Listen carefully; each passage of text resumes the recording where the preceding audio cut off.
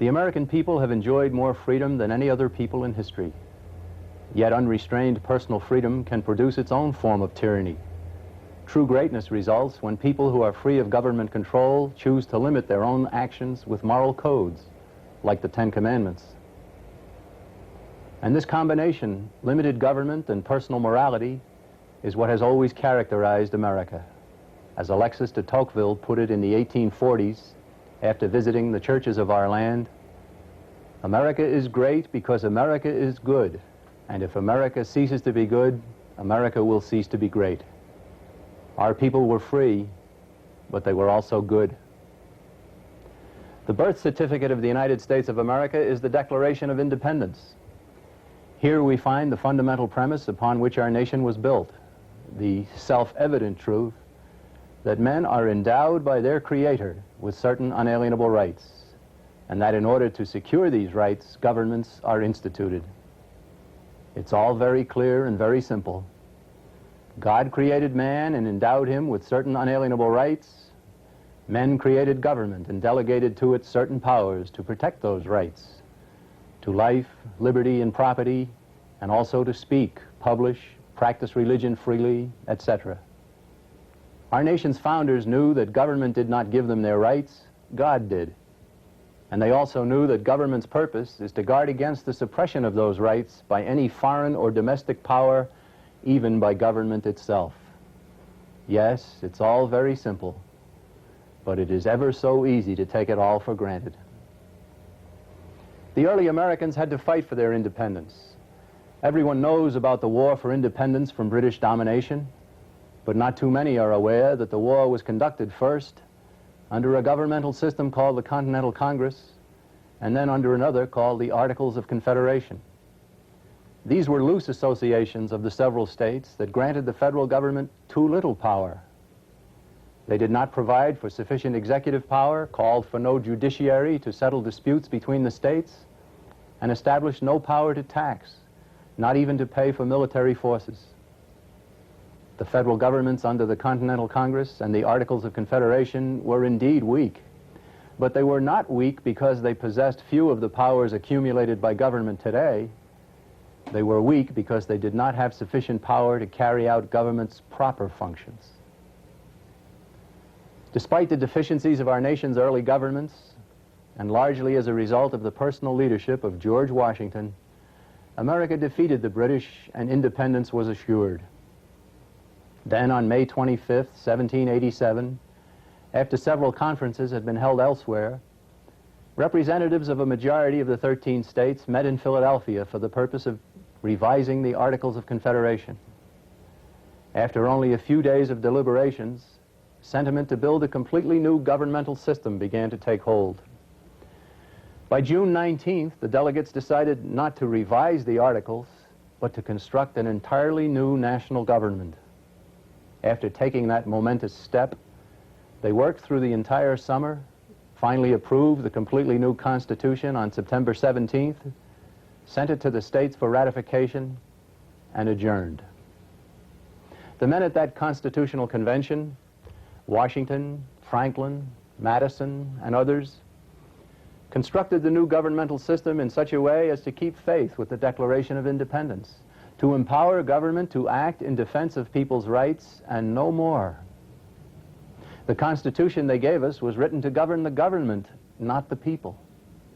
While it grants government certain powers to act, its chief concern was to limit the federal government to clearly specified powers, to leave the states essentially sovereign, and to let the people be free.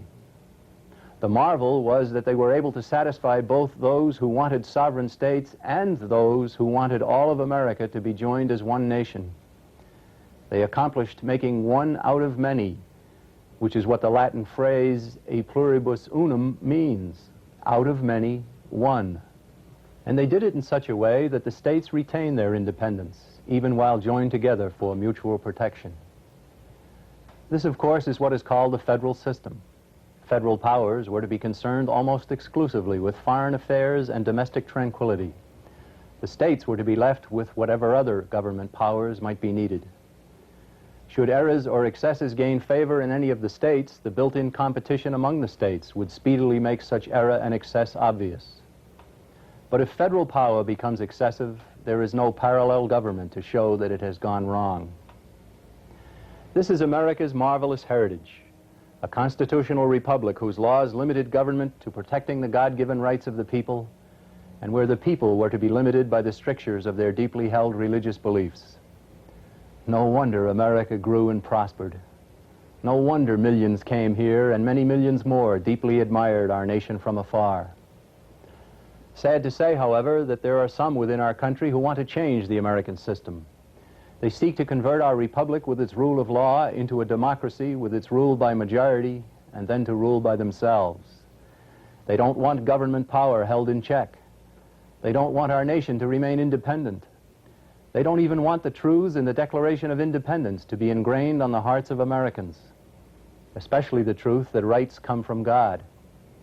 This basic foundation of Americanism can no longer be taught in the government schools that all of us pay for and many of us send our children to.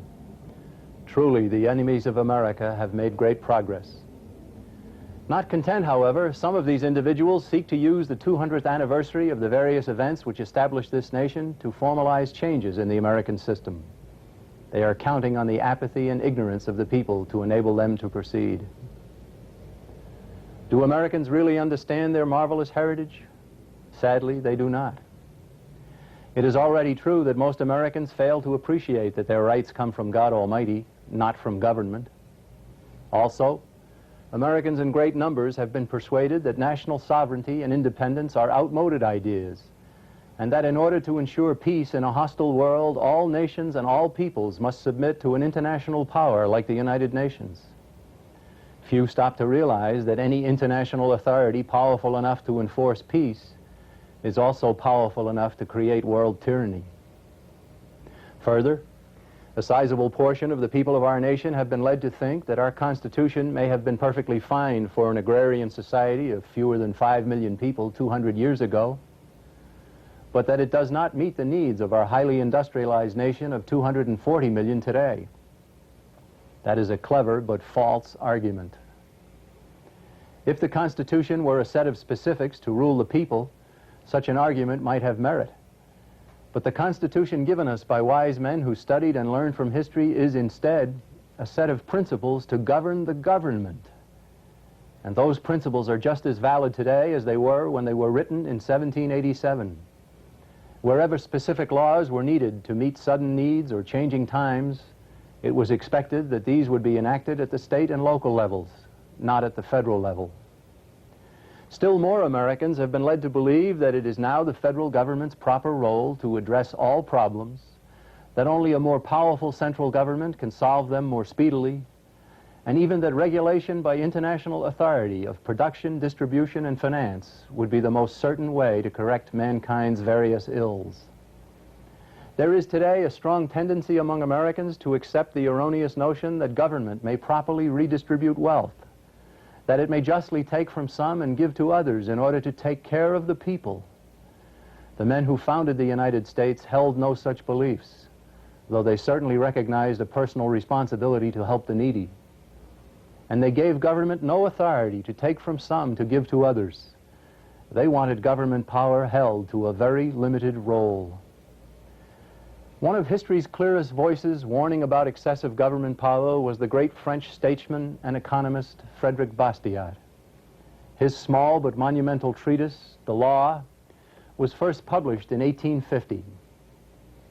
Written to oppose the communist and socialist thinking of his day and to define the proper role of government, his timeless words are sorely needed today to combat entrenched errors that infect America. Here is some of what Bastiat said. Life, liberty, and property do not exist because men have made laws. On the contrary, it was the fact that life, liberty, and property existed beforehand that caused men to make laws in the first place. If every person has the right to defend, even by force, his person, his liberty, and his property, then it follows that a group of men have the right to organize and support a common force to protect those rights constantly. Since an individual cannot lawfully use force against the person, liberty, or property of another individual, then the common force, the law, for the same reason, cannot lawfully be used to destroy the person, liberty, or property of individuals or groups. But how is this legal plunder to be identified? Quite simply, see if the law takes from some persons what belongs to them and gives it to other persons to whom it does not belong. See if the law benefits one citizen at the expense of another by doing what the citizen himself cannot do without committing a crime. The early years of the United States were characterized by government being held to its proper role. Our Constitution's barriers to legal plunder and social engineering unleashed the power of human energy and established justice in unparalleled measure. And even though he criticized our nation for its acceptance of slavery, a blot we did wipe away, Frederick Bastiat heaped great praise on America. He wrote, "There is no country in the world where the law is kept more within its proper domain, the protection of every person's liberty and property. As a consequence of this, there appears to be no country in the world where the social order rests on a firmer foundation." Grand testimony about the wonder of America came also from the pen of a German immigrant named Carl Schurz. As a college student, he had participated in the failed 1848 communist revolution in Germany. Exiled, he made his way to America and here found what freedom truly was. In 1853, he wrote, "Here in America, you can see daily how little a person needs to be governed. There are governments, but no masters. There are governors, but they are only commissioners, agents. What there is here of great institutions of learning, of churches, of great commercial institutions, lines of communication, etc., almost always owes its existence not to official authority, but to the spontaneous cooperation of private citizens. Here you witness the productiveness of freedom. We learn here how superfluous is the action of governments concerning a multitude of things in which in Europe it is deemed absolutely indispensable, and how the freedom to do something awakens the desire to do it." Carl Schurz later became a United States Senator and then a cabinet officer in the administration of Rutherford B. Hayes. He learned the value of limited government from personal experience. Too many contemporary Americans have forgotten or never even learned what made our country great. Attitudes that were soundly and immediately rejected in the past whenever they came from the mouths of communists and socialists have gained a great following once they became the programs of Democrats and Republicans. During the 1950s and 1960s, longtime American socialist leader Norman Thomas frequently expressed great delight as successive administrations adopted his socialist plans for America. In 1962, he gleefully assessed the situation he saw unfolding as follows. "The difference between Democrats and Republicans is, Democrats have accepted some ideas of socialism cheerfully, while Republicans have accepted them reluctantly. What both Democrats and Republicans had done and continue to do, of course, is turn their backs on Americanism and trample all over constitutional limitations on federal power. And now there are attempts to formalize the new thinking by subverting the very documents that established our nation. Much of what the federal government does today is accomplished under what could be called the assumed powers of an unwritten constitution. Rather than abolishing these assumed powers, prominent individuals seek to legitimize what has been done by changing the Constitution and doing away with many of its clear limitations. But let us provide an example of the type of proposal that springs from discarding the essence of Americanism. In October 1975, in anticipation of the celebration of the 200th anniversary of the Declaration of Independence, the World Affairs Council of Philadelphia published Professor Henry Steele Commager's substitute Declaration of Interdependence. In a matter of weeks, 140 members of Congress had formally endorsed it. Promoters of the new declaration were busily introducing it to audiences across the nation, and they had become quite confident that there would be a formal acceptance of their statement in 1976. For them, it was full speed ahead toward interdependence and away from national sovereignty. Before 1975 ended, however, some unbedazzled ordinary citizens studied Professor Commager's new declaration. Because they knew and dearly loved the original Declaration of Independence, they were shocked and outraged by Commager's proposal. And they were amazed that any member of Congress or anyone else claiming to be an American would willingly trade the magnificence of 1776 for the Commager subversion of 1976. Here is what they found. The Declaration of Interdependence ignored the self-evident truth that rights come from God. It called for an end to national sovereignty, the creation of a new world order, strengthening the United Nations, even regulation of business and monetary systems by international authorities. The Declaration of Interdependence is a blueprint for national suicide. Having found what they feared, the alert citizens succeeded in making Professor Commager's interdependence document extremely controversial. Numerous congressional endorsers withdrew their support, some claiming they had never even read it. The drive to provide solemn respectability for interdependence under the United Nations was set back, as it well should have been. But the enemies of freedom never relax. Only a few years later, those who prefer powerful, centrally directed government are attempting to use the 4-year period celebrating the bicentennial of the U.S. Constitution to do away with its clearly stated limitations on government power. In simple terms, they mean to change the structure of our form of government. Their plans must be shown for the subversion that they truly are. And while the plans of the subverters are being exposed, Americans who remain faithful to the marvelous system bequeathed to us 200 years ago should use this bicentennial period to create greater awareness of and greater love for the value of limited government and the Constitution that mandates it. One of the best available tools to accomplish this important goal is the book Quest of a Hemisphere by Donzella Cross Boyle. Happily, it is already in use as a textbook in many of our nation's private schools. When the early Americans broke away from England, they did so because the British government was not limited, and its power had become oppressive. Much of the Declaration of Independence is actually a list of justifiable complaints against King George and his governors. Here you will find the reasons for such a bold move as to declare independence from the most powerful nation on earth. Our nation's founders looked upon government as a necessary but highly dangerous force. George Washington reflected the thinking of those times very well when he said, "Government is not reason, it is not eloquence, it is force. Like fire, it is a dangerous servant and a fearful master." Thomas Jefferson cautioned against relying even on public spirit and well-intentioned men.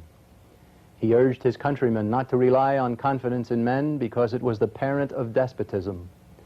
He summed up his own sentiment by stating, "In questions of power, then, let no more be said of confidence in man, but bind him down from mischief by the chains of the Constitution." When the founders wrote the Constitution, their purpose was not to make government the arbiter of men's affairs or the distributors of wealth or an efficient controller of man's energies. They wanted nothing more from government than protection of their rights. The federal government they created was to have few powers, and all were to be specifically defined. Then they wisely separated those powers by forming the legislative, executive, and judicial branches. And they built a system of checks and balances to ensure that no branch of government could ever act tyrannically. Especially determined were they to separate the three branches of government to keep any government official or agency from possessing the powers of lawmaker, law enforcer, and judge all at one time. Consider the following attitude about the importance of separating these powers, given by an early Virginia patriot named John Dawson. That the legislative, executive, and judicial powers should be separate and distinct in all free governments is a political fact so well established that I presume I shall not be thought arrogant when I affirm that no country ever did or ever can long remain free where they are blended. James Madison, rightly named the father of the Constitution, was even more emphatic about this need. He stated, "The accumulation of all powers, legislative, executive, and judiciary, in the same hands, may justly be pronounced the very definition of tyranny." Thomas Jefferson said of the importance of keeping these powers separate, The want of it has been the source of more evil than we have ever experienced from any other source. It is precisely the accumulation of these three powers that has made many of today's federal regulatory agencies so oppressive. Businessmen who have felt the sting of the executive branch's Occupational Safety and Health Administration, OSHA, know that this agency has been given the power to create and enforce its own rules with fines and other penalties, and then to have administrative law judges, also representatives of the same executive branch of government, hear any appeal. This same kind of power is possessed by the Internal Revenue Service and a host of other federal agencies. It is exactly the type of government oppression that our founding fathers were so determined to prevent. And so the Constitution established three separate branches: legislative, executive, and judicial. But the founding fathers also gave us an intricate network of checks and balances so that each branch would be able to prevent the other branches from assuming more than their legitimate powers. Consider the following numerous examples of separating, balancing, and checking the powers of government. The legislative branch makes the laws, but none can take effect without the signature of the head of the executive branch, the President. The President has the power to veto what Congress has passed, but Congress can override his veto by a two-thirds majority in both of its houses. Because Congress alone has the power to raise funds, it can restrain the executive branch.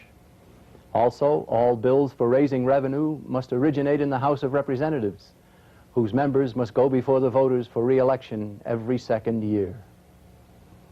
The President is designated as the Commander-in-Chief of the Armed Services, but only Congress has the power to declare war. As the head of the executive branch, the President can sign treaties, but they are to remain meaningless unless ratified by two-thirds of the Senate. Judicial power is vested in the Supreme Court and lower federal courts. The justices may not legislate or enforce laws or set government policy, but they may declare a particular law unconstitutional. All federal judges are appointed by the President, but they must be individually approved by two-thirds of the Senate. Federal judges, including Supreme Court justices, are appointed to serve during good behavior, but Congress can abolish lower courts and limit the appellate jurisdiction of the Supreme Court. And the Congress may remove any federal judge from his post through impeachment. Yes, the powers of government were separated, checked, and balanced very capably. In his farewell address to the American people, George Washington stressed the importance of keeping the powers of government separate. And he urged those who held office to confine themselves within their respective constitutional spheres, avoiding the exercise of the powers of one department to encroach upon another. The spirit of encroachment tends to consolidate the powers of all the departments in one, and thus to create, whatever the form of government, a real despotism.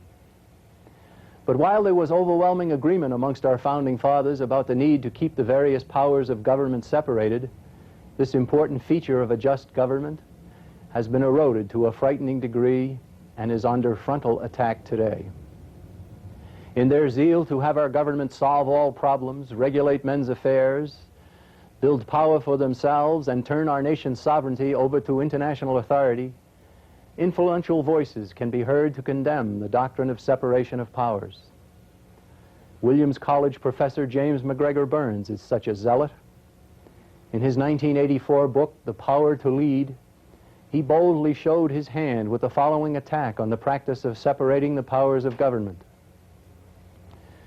Let us face reality. The framers have simply been too shrewd for us. They have outwitted us. They have designed separate institutions that cannot be unified by mechanical linkages, frail bridges, tinkering. If we are to turn the founders upside down, to put together what they put asunder, we must directly confront the constitutional structure they erected. What Professor Burns has called for is what John Dawson said would be the end of freedom, what James Madison called the very definition of tyranny, and what Thomas Jefferson characterized as evil. Burns surely does want to turn the founders upside down and to concentrate in one place the powers they wisely and carefully separated. Far from just an obscure professor at a small college, Burns is the co-chairman of an organization called Project 87, so named because 1987 marks the 200th anniversary of the creation of the U.S. Constitution. This organization's honorary chairman is former Supreme Court Chief Justice Warren E. Burger. Mr. Burger leads the U.S. government's official commission on the bicentennial of the U.S. Constitution. Project 87's stated purpose is to commemorate and appraise the Constitution. Its rather obvious appraisal is that the Constitution is extremely deficient. Though Burns himself has suggested numerous changes, the organization he leads claims not to take any positions on proposed amendments. Project 87 publishes the quarterly This Constitution under a grant from the taxpayer-funded National Endowment for the Humanities. Additional funding is given to the organization by the Hewlett, Lilly, Rockefeller, Ford, and Mellon Foundations. This Constitution carries articles about the history of the period surrounding the creation of the Constitution, reports on programs to celebrate the bicentennial, and contains a special section for use by students in their classrooms. But it is also full of promotion for such dangerous proposals as the already rejected Equal Rights Amendment, the Supreme Court's Roe versus Wade decision legalizing abortion, and other goals of the so-called feminist movement. Also, rather than take its own stand on radical proposals to alter the Constitution, Project 87's publication gives wide coverage for the ideas of a related but separate group called the Committee on the Constitutional System. The CCS, as we shall detail, has offered many specific proposals that would dramatically alter the U.S. Constitution. The three leaders of the CCS are former White House counsel to President Carter, Lloyd Cutler, former Secretary of the Treasury, C. Douglas Dillon, and U.S. Senator from Kansas, Nancy Kassebaum. As far back as 1980, Lloyd Cutler authored the article To Form a Government in Foreign Affairs magazine, the journal of the world government promoting Council on Foreign Relations. His attitudes on that occasion have not changed. Prominent among those who serve on the board of directors of the CCS is this same Professor James MacGregor Burns, the leader of Project 87. He is joined by about 50 others, many of whom are well-known arch-liberals and internationalists. In January 1987, the Committee on the Constitutional System published its 20-page report and recommendations. Here is what this group recommends. 1. Virtual abolition of the Constitution's separation of powers. 2. Dramatic strengthening of the power of political parties. 3. Making treaty ratification substantially easier. And 4. Changing the American system to a parliamentary-style government. This frontal attack on the vital separation of powers is very revealing in light of the stress placed upon it by so many of the Founding Fathers. The Committee on the Constitutional System wants to concentrate vast governmental power in only a few hands, hardly what America needs. As can be seen in its report, the committee recommends strengthening parties as agents of cohesion and accountability. The danger here can be assessed by studying the systems in many nations of Western Europe and elsewhere. In these countries, England for example, political party leaders not only choose the candidates, but they then dictate how the elected representatives must vote. Any who oppose party discipline stand to lose the party's endorsement and any chance for renomination and re-election. Elected officials in these nations are almost totally beholden to party bosses, not to the electorate. The CCS does not like primaries where voters choose their candidates. It wants to encourage, even to the point of compulsion, straight ticket balloting where a voter may not choose the best candidates, only the best party slate. It wants public financing of election, not even directly to a candidate, but to political parties that will in turn finance their selected candidates. And the CCS also wants party leaders to be able to name many of the delegates who participate in presidential nominating conventions. All of this would, of course, distance elected officials from the voting public. While it would indeed create greater party and government cohesiveness, it would enable political party officials to force a single-mindedness among the legislative and executive branches instead of maintaining the separation that has traditionally kept government from running amok. If all of this were to become a reality, not even a courageous senator or representative would ever again oppose the will of a president who shares his party affiliation. Would a president dare veto legislation supported by his party's leaders? How would any control over the party leaders be exercised by the people? Would there be any possibility that either an independent candidate or an independent thinking member of any political party could be nominated and elected? These are questions that the CCS does not want raised, but they are full of vital considerations. And there is more. Not only does the Committee on the Constitutional System want to concentrate vast new powers in the hands of unelected political bosses, it wants to weaken the separation of powers with specific amendments to the Constitution. One amendment urged by the CCS calls for 4-year terms for all House members and 8-year terms for senators, with federal elections every 4th year. This would require the holding of all elections for the House and the Senate in conjunction with the presidential elections. All of this, of course, would tie legislators more closely to the executive branch's leader, the president, as well as make it much more difficult for the people to vote out of office a congressman or senator who is deemed unworthy. Another amendment offered by the CCS would permit members of Congress to serve in the cabinet, something deliberately barred by the Constitution. This merging of the legislative and executive functions of the government would surely weaken the legislative branch and concentrate more power in the already enormously powerful executive branch.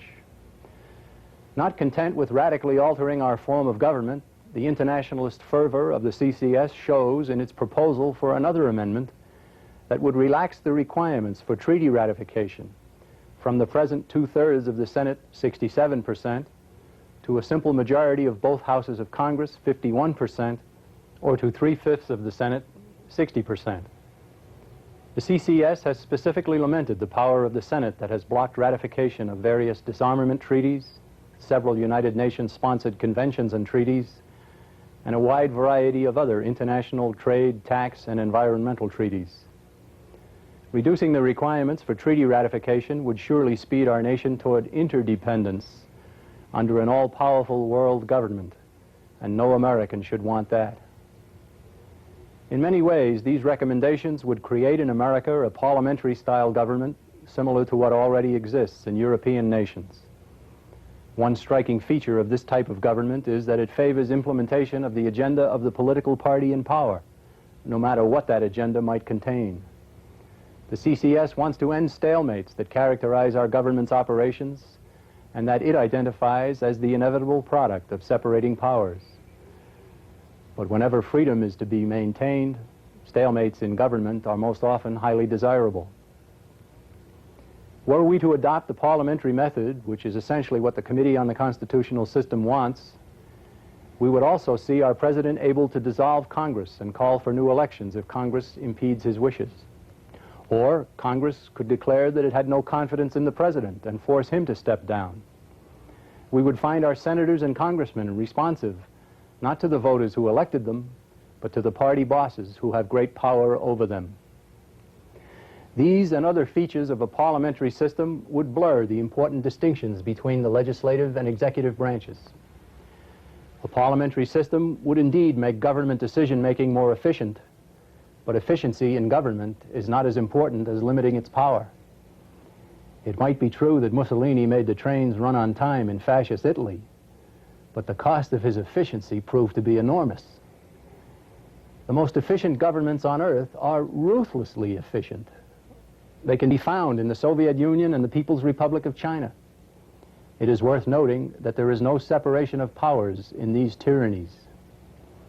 What America needs is just the opposite of a dilution of the separation of powers that our founding fathers gave us, and we do not need conversion of our government to a parliamentary system. The problems we have as a nation are almost exclusively the result of violating the Constitution in the first place. Changing it is not what is needed. Instead, we should return to the Constitution and cancel many of the programs and policies already violating its precepts. And each of the separate branches, especially the legislative branch, should reassert its constitutional prerogatives, many of which other branches have usurped. The Committee on the Constitutional System complains about our nation's mounting national debt. Yes, we have a huge federal deficit that threatens our future, but most of it has been accumulated because of federal programs that the framers of the Constitution never envisioned because they had taken great pains to forbid them. These programs should be abolished. Let us be specific. The Department of Agriculture has regulated many farmers out of business and now spends $25 billion per year in subsidies. Where in the Constitution is there any justification for federal presence in agriculture? The Department of Energy inhibits energy production, keeps our nation dependent on foreign suppliers, and produces no oil, coal, gas, or electricity, while costing over $10 billion per year. There is no place for an energy department in the U.S. Constitution either.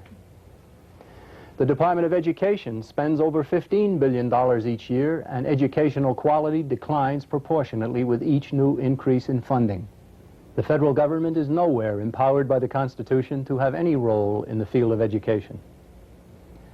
No one would ever suggest that federal welfare and medical programs should be terminated overnight, but they should never have been started. Each federal program designed to provide something at taxpayer expense to help the needy multiplies by 1,000 times the number of needy who demand the same benefits. These programs should be humanely and carefully phased out of existence. If they are not, productive America that pays all of the taxes will soon grind to a screeching halt. Poverty warriors and self-appointed spokesmen for the needy have all the evidence they need to arrive at this conclusion in Charles Murray's important book, Losing Ground. At one time an eager advocate of government welfare programs, Murray saw, after years of working in the system, that huge sums of money had actually produced an effect exactly opposite what he had expected. The war against poverty had been losing ground every year as the number of those in poverty increased steadily, actually as a direct consequence of the poverty programs. And these are only some of the federal programs that are violating our Constitution, concentrating vast powers in government's hands, and bankrupting this nation. Most of our political leaders have no intention of putting an end to these agencies, bureaus, and departments. They would be perfectly happy to see constitutional limitations on their assumed powers removed for good. They care little about freedom, but a great deal about directing our lives, spending our earnings, and transferring our nation's sovereignty, all of which means that the job of protecting America is up to her people. Rather than standing by and watching the celebration of our Constitution's 200th anniversary become the occasion for weakening and even destroying its limitations on government power, Americans ought to set a goal of restoring the clear intention of its framers, the restriction of government to only those powers specifically granted in its pages.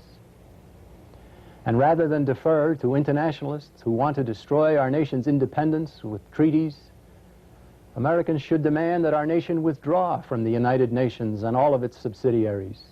Our presence in these sovereignty-compromising associations costs us greatly in dollars, but even more in the ability to function as a free and independent nation. Our goal as Americans should be full restoration of the Constitution by the year 2000. Let's end the entangling alliances that George Washington warned about in his farewell address. Let's roll back the unconstitutional powers and abolish the unconstitutional agencies that are destroying America. Something else threatens the American system. There is no need for a constitutional convention.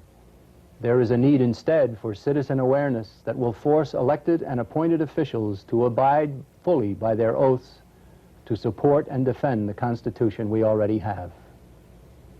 In fact, a constitutional convention has always been looked upon as a dangerous vehicle that could lead to great harm. Even though Article 5 of the Constitution allows for the creation of such a convention, there has never been one during the 200 years of the Constitution's existence. The reason?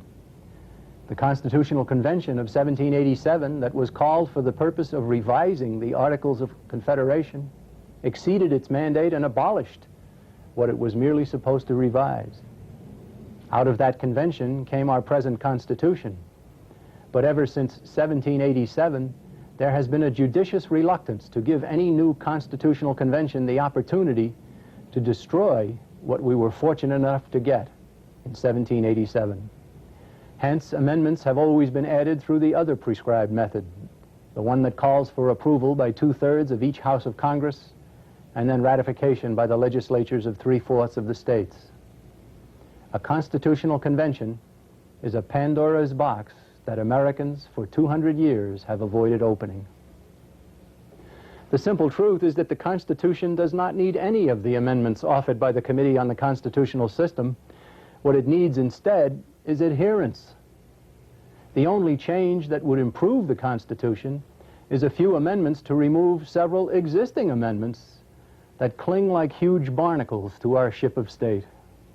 One especially harmful example is the 1913 amendment calling for the income tax championed by Karl Marx in the Communist Manifesto. Get rid of the income tax? Yes, indeed. If the federal government could finance its needs prior to 1913 without an income tax, it obviously had other means of raising needed revenue. And if it could function then without the federal government in everyone's pocket, it can do so now. The problem is that government has exceeded its boundaries, and it has broken many of the chains imposed on it by the Constitution. That its cost has grown enormously should come as no surprise. America is at a crossroads. Interest in the Constitution, spurred by the celebration of its 200th anniversary, should lead many Americans to an awareness that its value lies chiefly in its restriction on the power of government. Such an understanding, if widespread enough, will return our nation to the road marked freedom, productivity, and independence. But as we have shown, there are powerful forces at work, plotting to enlarge already deep cracks in the constitutional wall our founding fathers gave us. They are determined to keep Americans from understanding the magnificent system given us 200 years ago. And they plan to expand government's power in response to problems they and like-minded liberals and internationalists created in the first place. The road that these individuals would take us down is labeled big government, interdependence, and tyranny. Yes, our nation has come to a crossroads. Which way we shall turn shall ultimately be decided by the people who live in this greatest of all nations. It is time for Americans who love liberty to choose the road marked freedom. Commit some of your time, energy, and resources to reawakening fellow Americans to their marvelous heritage, as well as to the threat facing it. The men who gave us America deserve to be repaid by your effort today. And the children of today, as well as those of a million tomorrows, are relying on us to keep government chained and freedom flourishing. Whether or not America keeps faith with its magnificent past is up to you. You know how fortunate we are to be Americans, and you know that powerful and determined individuals who support the already huge growth of our federal government now want to carve large holes in our nation's Constitution.